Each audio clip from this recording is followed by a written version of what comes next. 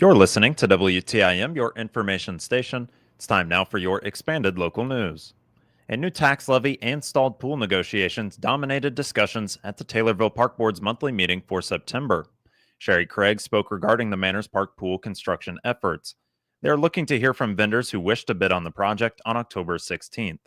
This is a change from the most recent request for proposals and what it had called for. The Park District had been in talks with Burbach Aquatics, the vendor with whom that they had previously contracted. However, Craig says that those talks have stalled. Any correspondence in any manner from Burbach Pools since our telephone conference. Number two, we set the date for October 16th at 6 o'clock for acquisition of the bids, proposals. And the pool committee discussed at that time, because we'll have the bids, they have a chance to do their presentation, explain it to us, going ahead just for the continual forward movement of the project, to go ahead as a committee and see if we can agree and make a selection at that time, or if we need more time. But we're hoping that it will be clear enough that we might be able to proceed after the presentations. The board has maintained that it would not pursue a bid with another vendor until the situation with Burbach was finalized. The Park District has put on file their tax levy for the next fiscal year. The amount is set at $900,000, which is up around $100,000 from 1 year ago today. This is just a preliminary. We're putting it on file tonight. Tax levy ordinance number 2025-3 in the amount of $900,000. All we got to do is put it on file, and then next month you'll get copies. Okay, now I get to You sign. said, what was the amount? 900,000. I will next month. Oh, yeah, we gotta post it now. You're signing tonight, because it has to be on file for 30 days. Yeah, got it. You want to sign it when it's It's passed? approved, yes, next month. Yeah. Recreation Director Jessica Franks spoke on events both recent and forthcoming. Monday's meeting came just 2 days after the Falling Leaf Festival, and Franks lauded the hay bale hustle set up for kids to run through. Just been working on Christmas in the park. We just finished the fall festival this past weekend, and it was really good. I mean, we had 12 vendors last year. This year we had 16. So we increased a little bit, but we added the hay bale hustle. So I don't know if you saw the pictures, but we had about 60 kids out here for the race, and I thought that was pretty good for the first time. And so that was something we worked on with the YMCA, the Park District and the Y did it together, and it was great to have them helping. So it was very good. The parents seemed to love it, and so now just working on Christmas. I finished up on the Oz Lab today. It's due tomorrow by 5 p.m. You gonna And drive it up? today at about 2 o'clock, I finally got an email back with the last 3 things I was waiting on. And Oh, you emailed So- it? Okay. it's all in there. I just would like to look at it about 100 more times before I hit send. So it'll go in tomorrow, and then everything else I'm working on is Christmas. We only have 2 more days open for the donation booth. That filled up again, and several new displays. People that have called to ask about new displays, but we're getting pretty close to time to cut that off to get them in time. The next park board meeting is tentatively set for October 27th of 2025. This last week was Child Passenger Safety Week, and the Christian County Health Department is reminding families to double check their car seats. The health department teamed up with the Taylorville Fire Department to host a car seat check and installation event, where parents and grandparents got help making sure their child and infant seats were properly secured. Director of Nursing Chelsea Davis and Fire Chief Matt Aderman joined the effort, working one-on-one with families to improve safety while on the road. If you missed the event, car seat checks are still available. The health department offers free inspections on the first Monday of every month. To schedule an appointment, call 217-824-4113. The Sangamon County Sheriff's Office says its new drone team helped deputies track down a burglary suspect early Tuesday morning. It's the second time in just the last week that the technology has been used to make an arrest. Deputies were called around 4:30 a.m. to the 8800 block of Cardinal Hill Road after a homeowner reported finding someone inside of his vehicle. The suspect ran off, but deputies launched a drone and quickly spotted him hiding in a nearby bean field. 46-year-old Jesse Blades of Peoria Heights was arrested and faces charges of burglary to a motor vehicle, criminal trespass, and resisting arrest. Investigators later learned that the truck Blades drove to the scene had been stolen out of Taylorville, and more charges are possible. Sheriff Paula Crouch says the drone program is already proving its value, helping deputies protect the community and catch criminals. A video of the September 24th drone operation is posted online, of which you can watch at TaylorvilleDailyNews.com.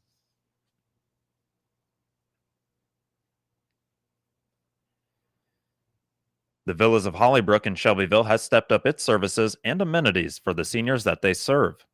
The assisted living facility prides itself on providing its residents fun experiences and opportunities to connect with each other and the outside community. Special events for the season are on the horizon, and these are perfect examples of such happenings. All of this is taking place on the back of a new member of leadership having been introduced. Stephanie Emmons is not that new leader. She continues to serve as the office manager at the villas. She says that they have expanded their dining experience to offer those in their care more options. So we offer 3 meals a day. They are prepared that day. They're not pre-made or anything like that. We have a cook that cooks. She gets there at 6 a.m. and she's there till 6 p.m. and she cooks fresh meals all day long. Our residents are able to go in and get a meal any time of the day. So normally it's institutionalized how meal times are only this time to this time and this time to this time. We kind of opened that up for more of a restaurant feel like dining. Oh, nice. So when residents come in, they can come down to the dining room, open up the menu, see what the special of the day is, and then also see our always available menu. That's fantastic. On our always available menu has things like a cheeseburger, let's see, cottage cheese, fruit, salads, soups, depending on the season. It's a nice variety. You don't have to just come in and sit down and get fed what is served. One of the many fun events that the Villas of Hollybrook has planned is around the corner, and this one is a way for seniors to connect with children. It's Trick or Treat Night, and it's set to happen on Halloween night from 6 to 8 p.m. We will have candy set up for our residents. They'll sit outside their apartment doors, and the children can walk around the building because it's a big square. Yeah. They can walk around the building and see everybody and get candy, and we'll have popcorn and witch's brew. You're not too far away from each door there. And it's not cold out. It's Cold not outside. You're inside, so it's nice and not cold, and the kids are very excited to see everybody, and the residents are so excited to see everybody in their costumes. The facility now has a new executive director in John Shaw. He has previous experience in running care homes, but the size and scale of events at the villas is larger than what he has worked with before. Yeah, I've been in long-term care a while now. I've been on the nursing home side, so in administration there. Had this opportunity and was glad to get it. It's Yeah, a little different for you. No, it's similar. This will be probably a little larger event. There'll be more people attending, and I know the residents will absolutely love seeing the kids. Oh, yes. They will absolutely love it. So Yeah.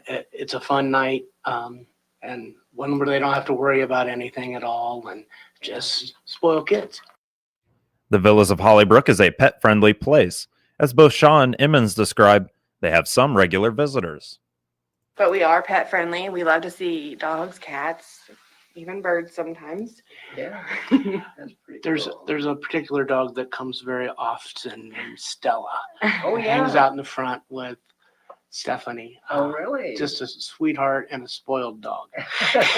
Everybody loves. You hear people yell her name all the time. Uh-huh. Yeah. Stella. Even in the homecoming parade yesterday, Oh, people were like, "There's Stella!" Who's her owner? It's Stephanie. Oh, that's yeah. yours. Okay. So she comes in and hangs out with you She a little does, bit, yep. as well as the rest of the residents. She does. She As loves you say. seeing all the residents every day. She's so She excited to go to certainly work. does. More information is available at villasofhollybrook.com and by visiting them at their Facebook page.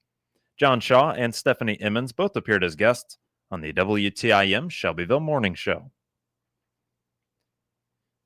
This will conclude the first portion of your expanded local news, and it's brought to you by First National Bank of Taylorville.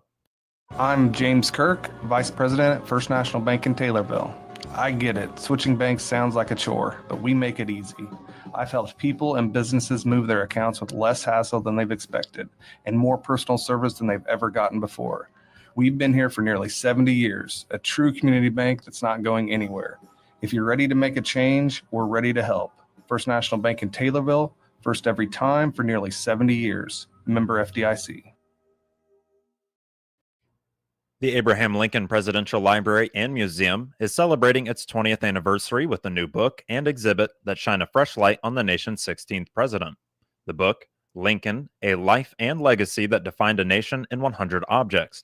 It features famous artifacts and little-known treasures that reveal Lincoln's family life, his political rise, and the people whose lives were changed by the Civil War.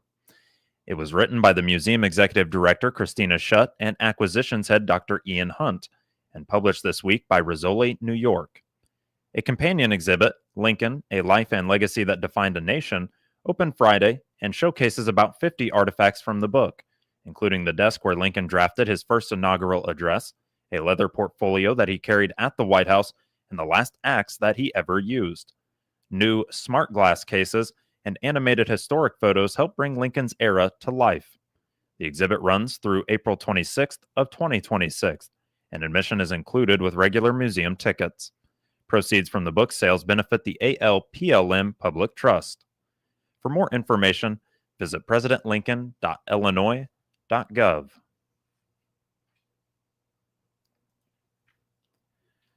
Still waiting for fall-like temperatures? Well, it won't happen this week in Illinois, as daytime highs will easily climb into the 80s. Kyle Dickens is a meteorologist with KWQC-TV near the Quad Cities.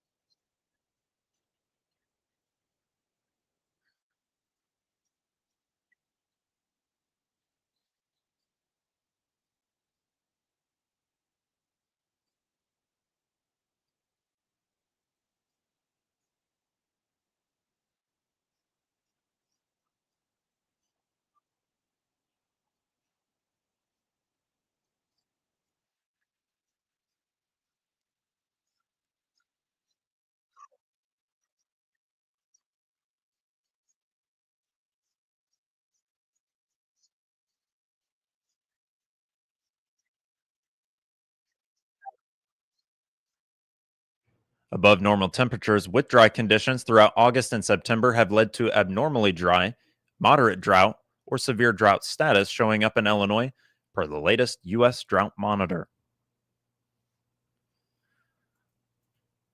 A Central Illinois native, known for his real estate deals and basketball career at Illinois State University, is now headed to Augusta, Georgia, but not as a fan.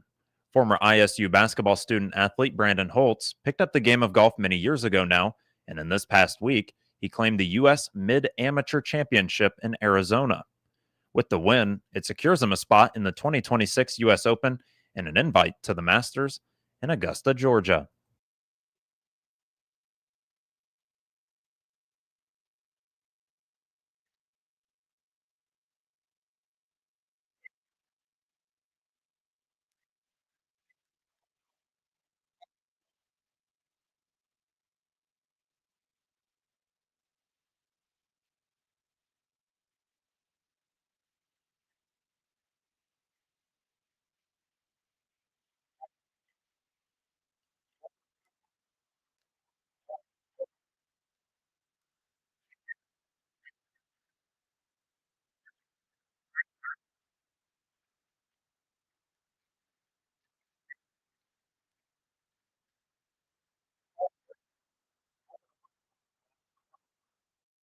And as for his caddy, Holtz says all of his success is due to his dad, who has been carrying his clubs and providing advice now for years.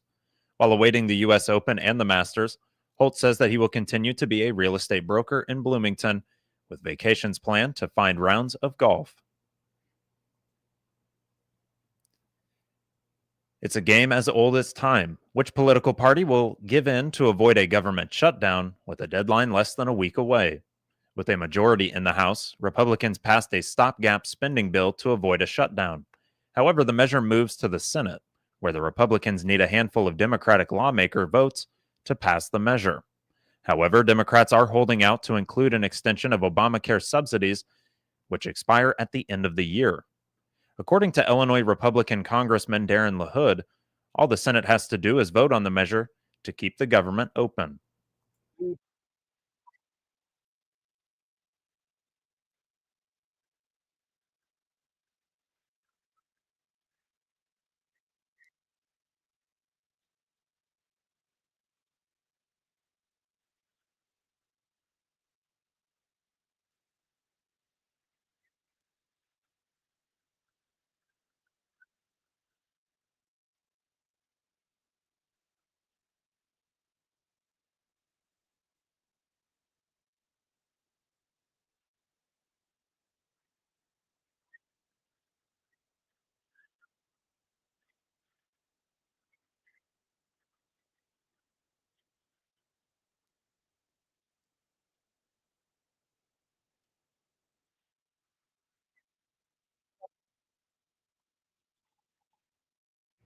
This last week, President Donald Trump canceled a meeting in the Oval Office with leaders of the Democratic Party.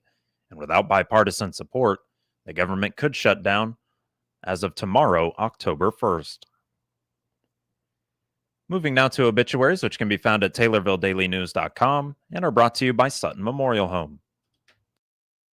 This is Chad Sparks. When a loved one passes, grieving family members and friends often are confronted with dozens of decisions about the funeral arrangements. Sutton Memorial Homes in Taylorville and Nokomis have been helping families in the area for over 55 years with these often difficult decisions.